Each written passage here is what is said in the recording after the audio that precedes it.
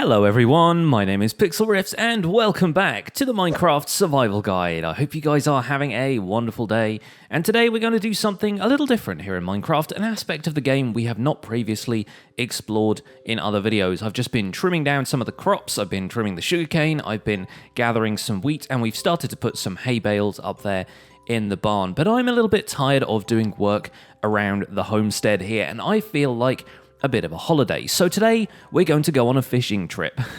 So we're going to go in here and make ourselves a fishing rod, and fishing is an aspect of Minecraft that does not really get enough love, I feel like. So let's open up one of the chests here. Where is the one that has all of the mob drops in? There we go, fantastic. Okay, so I'll grab a couple of string from here, and we need 3 sticks, which is not much. I don't have any pre-made sticks in here, so I will probably just make a quick bit of oak planks there and a couple of sticks. We only need 3 sticks for the fishing rod recipe, so we can keep the rest of that tidy in our inventory like so. I say tidy, my inventory is a complete mess right now, but there's a reason for that. We'll get into it later. So if I pop 3 sticks in a diagonal in the 3x3 crafting interface like so, dangle 2 string off the end, you get yourself a fishing rod. The best thing about this recipe is it looks exactly like the item that you get on the other side, so you never really have any doubt about the recipe. Of course, it's available for you in the recipe book when you've got all of the items in your inventory as well. So a fishing rod is, as the name suggests, useful for fishing, and you can fish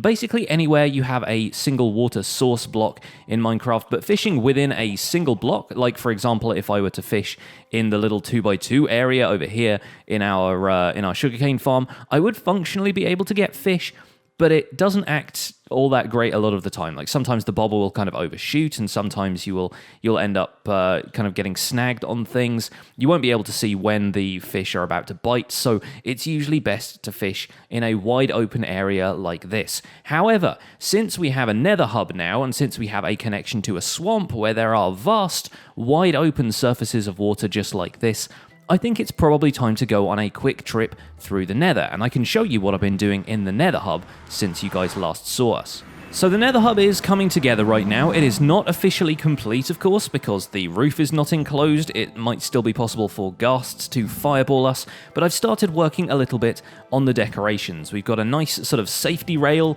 along the sides to make sure that if I walk too close to the walls, I don't fall out at any point.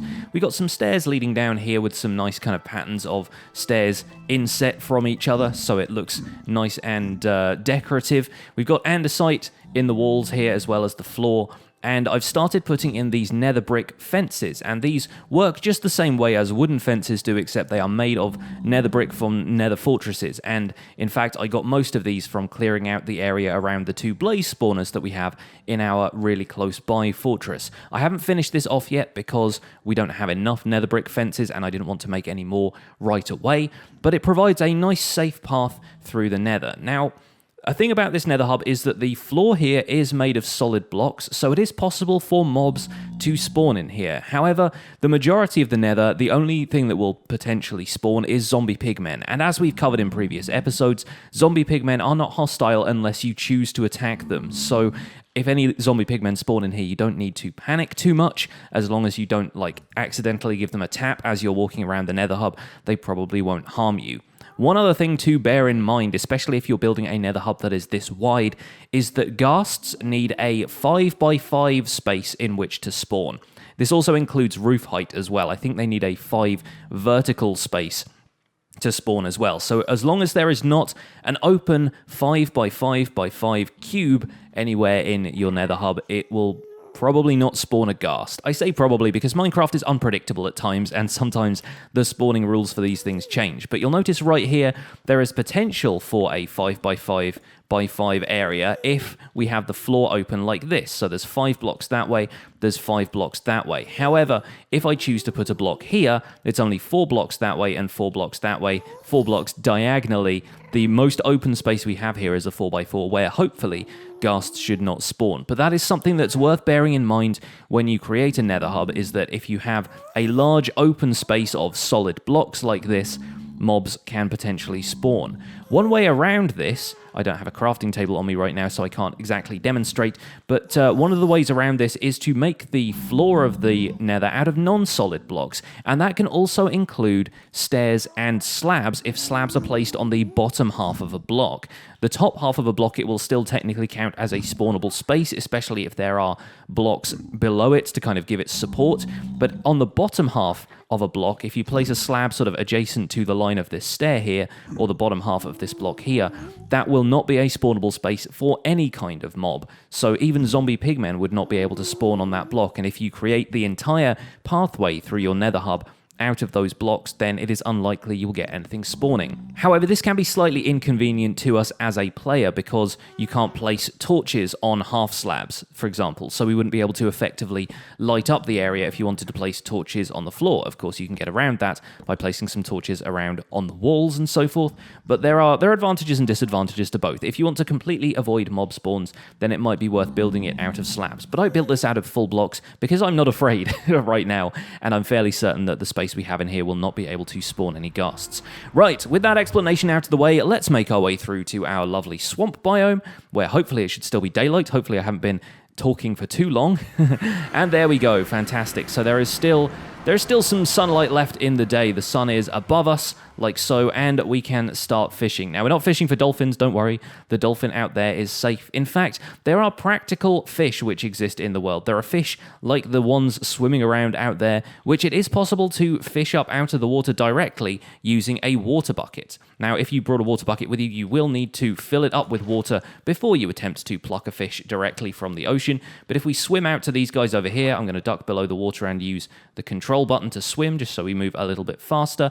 If I wander up to these cod, which are swimming in a little school here, and if I right-click on one of them with a bucket, there we go. We get the tactical fishing advancement, meaning that we've been able to pick up a fish in a bucket. And oops, I better resurface before I run out of air.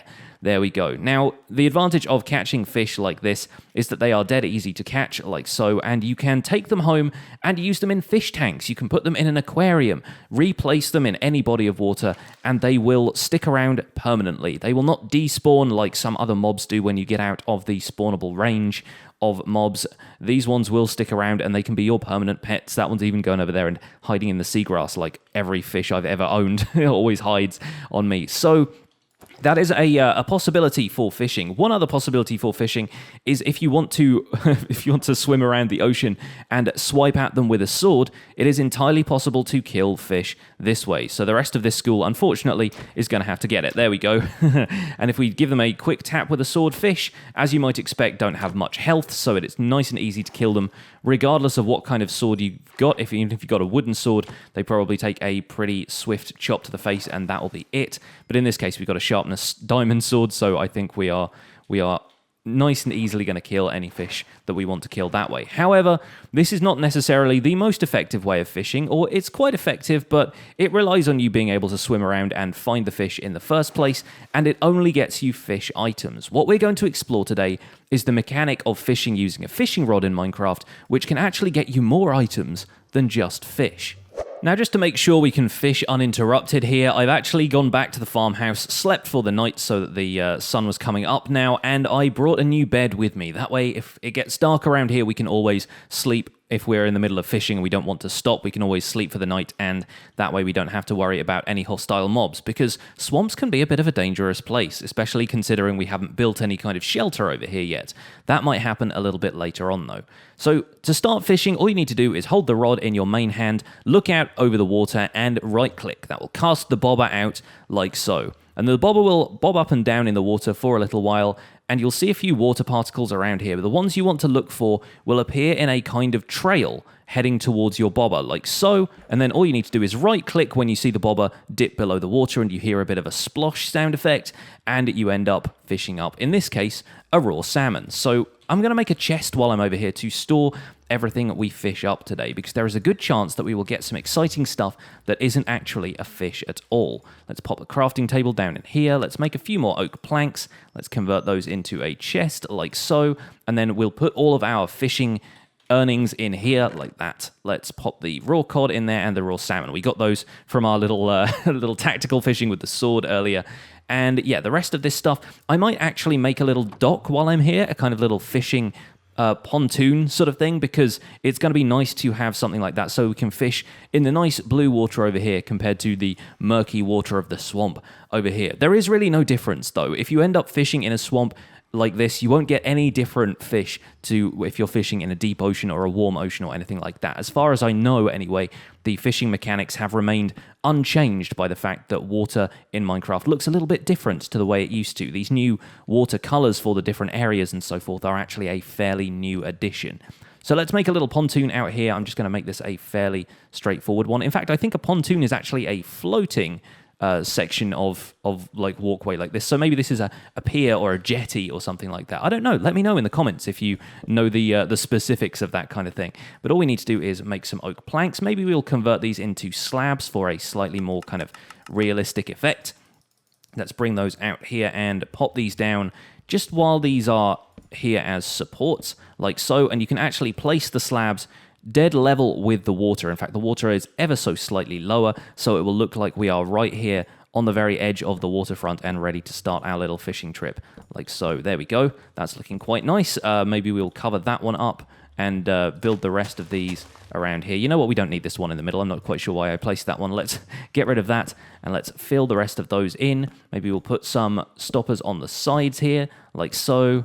Marvelous. Okay, this is the start of our little fishing trip. Now, all we need to do is cast the rod back out here, and let's see what else we get. I'll do a little bit of fishing for a while and see what we can grab. The dolphins around here should not be a threat to our fishing, hopefully not at least, but it is actually possible to fish items and other entities towards you. So for example, if I were to try and hook this squid down here, it is actually possible to drag entities towards you if they get hooked on your fishing rod, but that happens quite rarely and has to happen quite deliberately in your case. And I don't think it's going to be really possible to hook the squid if we're standing on the surface of the water here, because the bobber will always float to the surface. So that's a pretty bad example. I'll see if there's anything else I can hook in the nearby vicinity to show you. But look, the water particles, yep, almost got us there. There we go. It's sometimes a little bit difficult to see water particles coming from one side or the other because the direction they come from is random. And so sometimes they will appear kind of in the middle of blocks and you won't actually see them until your bobber dips under the water and you get the sound effect. But luckily there are all sorts of cues to allow you to reel the line in as soon as you want to. That time we caught a pufferfish, and you'll find live pufferfish in warm oceans around the world, where you'll also find tropical fish and coral reefs, but you can fish them up pretty much anywhere, and pufferfish are used to make potions of water breathing. Being able to breathe underwater is a really useful mechanic in Minecraft, especially when it comes to things like the shipwrecks that we've already found, drowned ruins, and ocean temples. So those are definitely going to be important in future. The particles are flying up around the place. Let's see if we get another fish relatively soon. There we go. Fantastic. We've got another cod. Okay, we've got a few different fish now. We've got salmon, we've got some cod, we've got some pufferfish. I'm going to try and fish until I get myself something special here, because it is possible to fish up both junk and treasure. There is a fairly slim chance of getting extra items from this. Things like leather boots, lily pads, sometimes even enchanted books, sometimes just sticks, and occasionally enchanted fishing rods and bows can be fished up from this little kind of... It's sort of a mini game in Minecraft, I suppose. It's just a fun little way to pass the time. Now, on the occasion that you aren't getting lucky with this stuff and that you want to either get more fish faster, or if you want to get treasure, there are enchantments you can apply on a fishing rod, which, if we don't get anything precious from this soon, it may be worth going back to the farmhouse and enchanting this fishing rod. There we go, we just got a saddle from that. That's another one of the treasure items you can get from fishing, is a saddle. Like leather items and stuff like that are actually fairly common. That time we just got a stick. So it is entirely possible to fish up relatively useless items, although nothing in Minecraft is truly useless except for maybe poisonous potatoes. And it looks like we just got the last actual fish we can catch, which is a tropical fish. They're usually the rarest of them all, and you can't cook and eat these, which you can do with salmon and cod. You can also eat pufferfish, but I don't recommend it because it gives you a very strong poison effect for a little while. And poison in Minecraft won't actually straight up kill you, but it does take you down to half a heart of health, where any other mob can easily finish you off, or even just walking into a cactus or something silly like that could very easily kill you. So Tropical fish cannot be cooked, they can be eaten raw. It doesn't restore a great deal of hunger, but they can also be fed to cats if you want to tame them and feed cats. So it's worth keeping tropical fish around. One thing to note about these is that even though we have live fish swimming around in Minecraft, you cannot put these fish back in the ocean. Once they are caught, they are effectively dead. You also can't combine them with a bucket to turn it into a bucket of cod and then release it into a fish tank. That's not how that works. If you've fished it up or if you've swiped at it with a sword to kill it in the ocean, those fish are dead. So I now used up more than half of the durability on my fishing rod, and part of that was due to the fact that if you right-click and it catches the bobber on a block, and then you retract it, that will take up even more durability than usual. That's like using an axe to break a block of dirt or something like that. It will take up more than the average amount of durability. So if you're hooking anything other than a fish with it, it will take 2 durability damage instead of 1. Now, I want this fishing rod to last as long as possible, really. Like, in theory, you can have 64 caught things. You can catch 64 fish if you're doing it accurately before you end up breaking the fishing rod. But I would like it to last a little bit longer than that, so I'm going to head back to my farmhouse, going to head to the enchanting table, and we'll see what we can do about putting some enchantments on our fishing rod. It's also worth noting that you get a little bit of experience from fishing, so even if you spend your experience on enchantments here in the enchantment table, you will probably get a little bit of that experience back from fishing. Now, I'm not going to waste an enchant on a half-broken rod, especially when they're so easy to make. I'm going to make myself another one. So let's take 2 string, let's do the same thing we did before, make ourselves some more sticks, make another fishing rod quickly using the recipe book, and come back over here to enchant once we've got a little bit of lapis in here as well. Let's pop that in there. Let's see what we get, because Unbreaking 3 will naturally make it last, like the other tools, about 3 times longer. So we're going to be able to fish for a good long while, and we just get Unbreaking 3. Of course we do. Standard Pixlriffs luck at this stage. However, let's put the other fishing rod back in the enchantment table to see if we get anything else. Nope, looks like it's just Unbreaking for the moment. Well, that's not exactly going to illustrate my point particularly well, as things in this series tend not to, but you can get 2 other enchantments on a fishing rod in an enchantment table, which will be incredibly useful to your fishing expeditions. The first of which is called Lure, and Lure allows you to reel in more fish more frequently, but it also reduces the chance of you getting some treasure. The idea is that the enchantment lures more fish onto your hook, so they bite faster, and naturally treasure isn't going to be affected by the same type of thing.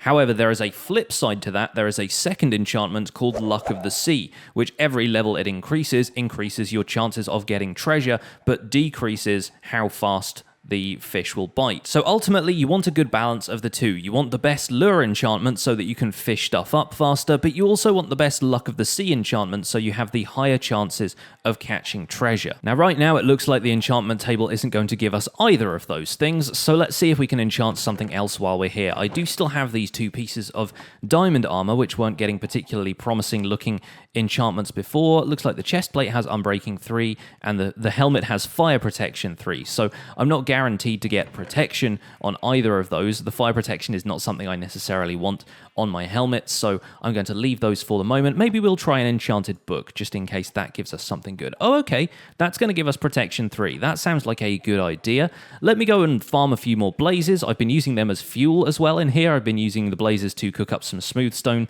to make the nether hub. I've been using blaze rods for that, so it might be worth going over to the blaze spawner with a potion of fire resistance and then fighting a few more blazes. While I'm here, it might also be worth demonstrating the fishing rod mechanic that allows you to hook a mob and then pull it towards you, like so. You could see that very briefly there where I hooked that blaze and was able to pull it slightly towards me. Obviously, in the case of hostile mobs, that's not always the best idea, but it can sometimes help you get out of sticky situations, and I've seen players use them to fantastic effect in player versus player battles, where they'll hook another player off a bridge and they'll fall into water or lava or just into the void if you're playing something like Skyblock. Alright, that went well. We're now back at the farmhouse. I have a few more blaze rods to add to my collection, and we can take a look at what enchantments we get after we've enchanted one of these books. So let's grab that. Let's get the Protection 3 enchantment on this book, and then let's see what we get on a fishing rod now. There we go. Lure 2 is now coming up in the table, and we're putting this on the old fishing rod, but you know what? I think we may as well enchant this one anyway, because we could always combine this with the rod that has Unbreaking 3. There we go, just Lure 2. Again, why does Minecraft keep doing this to me? No worries. Let's take a look at what we've got on some of these books. Ooh, Feather Falling 4 could be a very useful enchantment to have in the table. Let's take a look at what we've got on the helmet and the chest plate as well while we're here. Okay, now we're getting Thorns 2 on the chest plate and Protection 3 on the helmet. So if we got that, we could always combine that with our Protection 3 book here to get Protection 4. But Feather Falling would be a very useful book to have, because combining that with our boots could mean that we could prevent a huge amount of fall damage if we end up taking fall damage from falling off high ledges, mountains, areas of the nether, anything that gets thrown our way as we explore the world. That would be very useful to have. So I'm thinking maybe we will keep that in reserve for using that later. Now, where did I put my fishing rod? Because I definitely had the Unbreaking fishing rods. Did I maybe put it in this farmhouse chest? I did. Right. Okay, so let's go back in here. I've got 28 levels now, so I can't do another level 30 enchantment. I think what I will do is combine these in an anvil. So we're going to put Unbreaking in there first, and then Lure, and then compare the cost. That's 8 versus 8. Okay, so either way round we put this, it's going to be nice and straightforward. Let's grab that. So now we have a rod with Unbreaking 3 and Lure 2. We might as well also just check the enchantment table with one more fishing rod, seeing as they're fairly cheap, just to see if there's any other enchantments that pop up. If we get Luck of the Sea on there, then that might also be a worthwhile enchantment to have. Let's take a look. There we go, another Unbreaking rod. Fair enough. So we're not guaranteed to get Luck of the Sea on that one. I think we will leave that one in reserve for the moment, and we can always combine it with this fishing rod if we need to repair this fishing rod in future. And now we're back out here at our little fishing jetty, and I can explain a little bit more accurately what Lure does. So when you cast out an unenchanted rod, or maybe a rod that's just got Unbreaking 3, then, oh, we got a bone that time. Not the best thing to have, but useful, I suppose. We can turn that into bone meal later. When you cast out a rod that doesn't have a Lure enchantment on it, it will take between 5 and 45 seconds. This is information from the Minecraft wiki, by the way. I'm not just kind of pulling these figures out of nowhere. It will take between 5 and 45 seconds for a fish to bite. Each level you have of Lure decreases that by 5 seconds. So Lure 1, you can expect to be waiting 5 seconds less. Lure 2, you can be waiting 10 seconds less. And Lure 3 will decrease the catch time by up to 15 seconds, meaning if you are going to get a 5-second catch time, the fish will arrive pretty much instantly. If you are going to get a 30-second catch time, you're only going to be waiting 15 seconds. So it actually really, really helps your efficiency, I guess, your time efficiency. Oh, we got some leather there. There we go. Let's put that in here as well. And there's a zombie pigman has wandered in from the nether. Welcome along, friend. I think I heard you grunting in the background. No worries. As long as we don't hit him, he's not going to be a threat. Although, if we take care of this guy now, then none of the other pigmen in the nether are going to be angry. So, don't you stand around near my bed, sir. Get away. Oh, we got a gold ingot from him. Fantastic. Rare drop. Wonderful. Oh, backup has arrived. All right, well, he's not angry with me because he only just spawned in. So, I don't know. Maybe we should not fight too many pigmen. And as I mentioned earlier, we will need Luck of the Sea on this rod to get a better chance of catching treasure. But even having Lure on it means that we're catching stuff more and more frequently, which means that treasure might come up a little bit sooner than if we didn't have enchantments on our rod at all. There we go, another pufferfish. Fantastic stuff. And also, Unbreaking 3 means that the durability of this thing will effectively last for quite a lot longer. So we can be fishing here for a good long while now. Hopefully, not too many interruptions, and maybe we'll get hold of some treasure. There we go, we got some treasure. That is a name tag. And name tags are something that we might already have encountered thanks to a dungeon visit earlier in this series. I can't remember if I found it in this series or not, actually, come to think of it, but that is one of the fantastic things you can get from fishing. Name tags will allow you to add a name tag to a mob in the world. So you can actually, if we wanted to, we could name that zombie pigman wherever he was, but that does require you to rename the name tag in an anvil before applying it to someone. Nope, looks like he's just enjoying the ocean view as well. Fair enough. I think we'll leave him alone. Hello, hello. We have a friend over here lurking in the kelp forest. He's spotted me now. A drowned has come out to play, and we briefly spotted those in the episode where I was looking for buried treasure, but I didn't get a chance to tangle with them properly. So the drowned are a variant of zombies, which have been added for this most recent update to Minecraft, and they will actually come at you in the oceans. They will spawn down there in the ocean depths, and they will only really pathfind to you when it is dark or when you're standing in water. So as you can see, when I step out of the water, the guy sort of knows I'm there, but he doesn't really know what to do about me. Meanwhile, if I step into water, their arms raise and they come after you. So this makes them quite easy to deal with during the day. Of course, at nighttime, a lot of hostile mobs are going to be around and attacking you anyway, and the drowned are no exception. They will hop onto land and come after you as long as they're able to track you. But the cool thing about the drowned is that if you get them onto land during the day, they will actually start to take fire damage, much like other undead mobs do. In the meantime, they're not too much of a threat, except for occasionally one which will spawn holding a trident. And that's what happened to us in the other episode, which is why I didn't really stop and admire the drowned for any longer, because the thing about the trident ones is that tridents do a lot of damage to you as a player, especially when thrown by a drowned. So you need to take evasive action as quickly as possible, and there is a chance that the drowned will drop the trident if you attack it, but it's a fairly slim chance. So if you're early on in the game, tempting though it may be to try and get hold of a trident, they might be best avoided until you're a little bit more confident with combat. Oh, exciting times. We fished up an enchanted fishing rod. There it is. We've got Unbreaking 3 on that one. So if we didn't get Unbreaking 3 as an enchantment on the previous one over at the enchanting table, we could combine this fishing rod with it and get ourselves basically a free Unbreaking 3 enchantment. So that's a fantastic use of fishing, and that's unfortunately not the enchantment I was looking for, because I already have an Unbreaking 3 on this one, but it's good to know that we've got this rod here as a backup. And with the durability on our rod halfway worn down, even with Unbreaking, so that's a lot of fishing I've just done, I decided to spruce this area up a little bit. So I built myself a tiny kind of lean-to, I guess. Just a little shack kind of thing here. We could even make this look a little bit more run down. We could maybe displace some of these slabs and that kind of thing. Like right now it maybe looks a little bit too neat, but I've gone with a variety of spruce and oak wood just to make it look like maybe some of the water has soaked into the wood. This is something you see people do quite a lot. You'll have like a different kind of color of wood underneath the surface, and then it kind of the drier bits of wood kind of up here. But anyway, moving on from that, we have ourselves a little bit of loot here. I've got a whole bunch of stuff now. We have more than a stack of raw cod, plenty of salmon, a lot of pufferfish, all of which is going to be very useful, as I said, for potions of water breathing, a few tropical fish, which are fun for feeding cats or maybe decoration.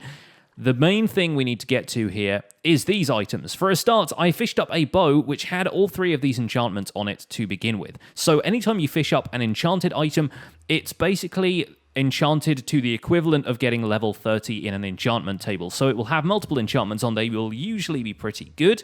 Occasionally you'll get a bow that just has like power 3 or punch 1 or something on it, but this one here has flame and punch 1 as well as unbreaking, and our bow currently only has unbreaking 3 and power 4. So if we wanted to combine those two, we could get flame and punch on this bow.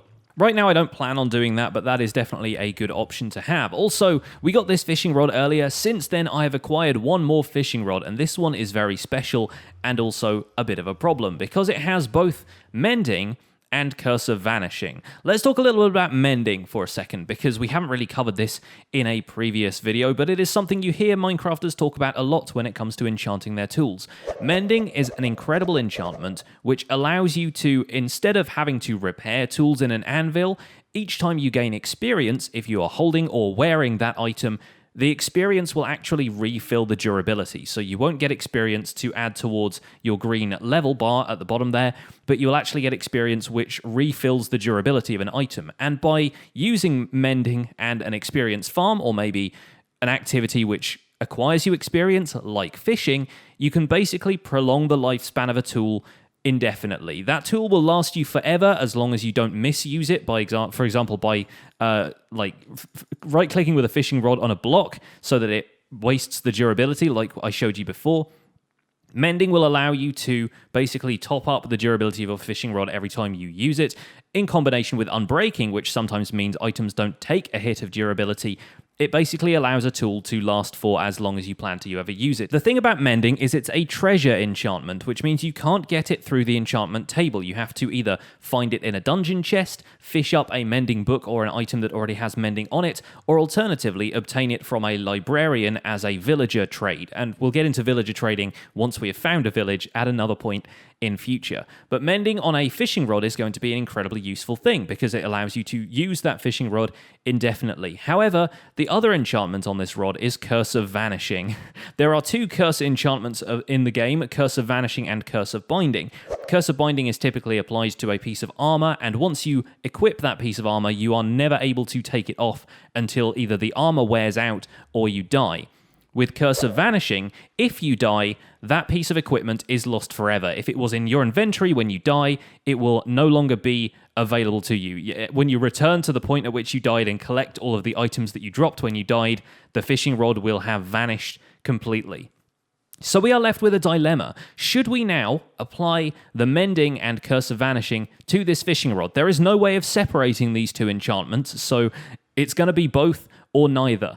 Should we add Mending and Curse of Vanishing to this fishing rod, allowing us to use the fishing rod indefinitely, or should we not? I'm going to leave that up to you. There's going to be a poll on the screen and the iCards in the top right corner of this video. Should we combine these two fishing rods to get Mending, Curse of Vanishing, Unbreaking 3, and Lure, or should we try for a fishing rod that has Mending on it? Bearing in mind that the only way of getting this is going to be either by fishing, by finding a mending book out in the wild somewhere, or by trading for one with a villager. Should I combine these two fishing rods or not? Let me know in today's poll. But that is going to be it for this episode of the Minecraft Survival Guide, and I hope you enjoyed this introduction to fishing. Don't forget to leave a like on this episode if you enjoyed it, subscribe to my channel if you want to see more, and I will see you guys soon. Take care.